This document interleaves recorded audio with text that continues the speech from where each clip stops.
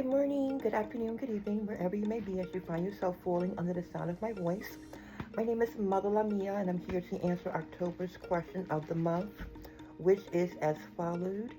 What does it mean to be in a HIV community, and how have you or someone else um, shown and or proven that HIV communities are like real?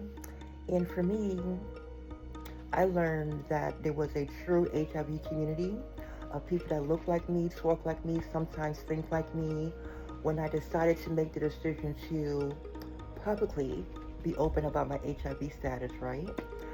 For many years, people in my inner circle knew about my status. However, those individuals were 9 times out of 10 negative, and so there's really no relationship or connection with me sharing my status. In 2019, when I received the offer to apply and be a part of the HIV Starts With Me campaign to be a spokesmodel, that first initial training that I went to, I left there with a overflowing feeling of community.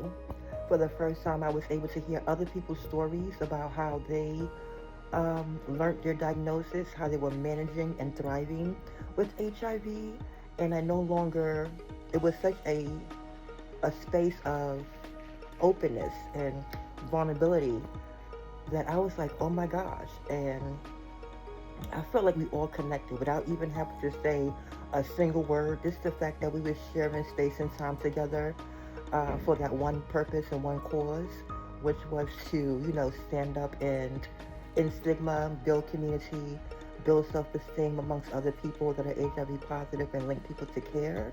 In that very moment, I was like, this is my community. And I have not looked back since, and I've been a staunch advocate ever since.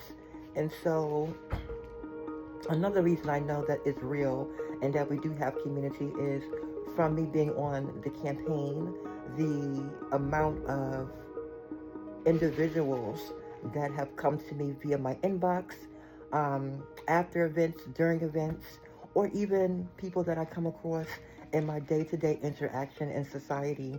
If a conversation comes up about HIV and I feel led to share my status, the overwhelming response that I get, depending on where you are, but if you are in certain locations, 9 times out of 10, there's going to be someone else around you that's HIV positive, but have not, openly expressed their diagnosis.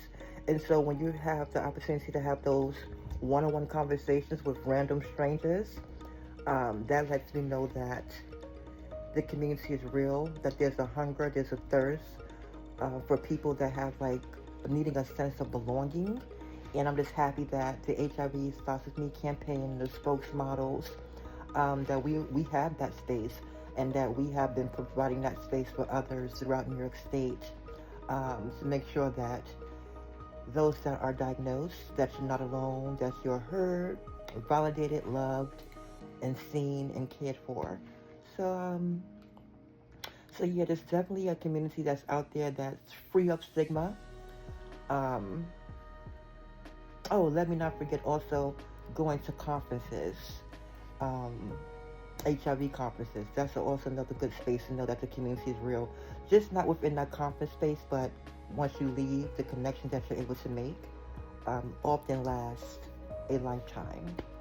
So as always, if you or anyone else within your immediate circle and or community are in need of resources, please feel free to head over to hivstopswithme.org for a list of resources and services that are available to you in your area throughout New York State.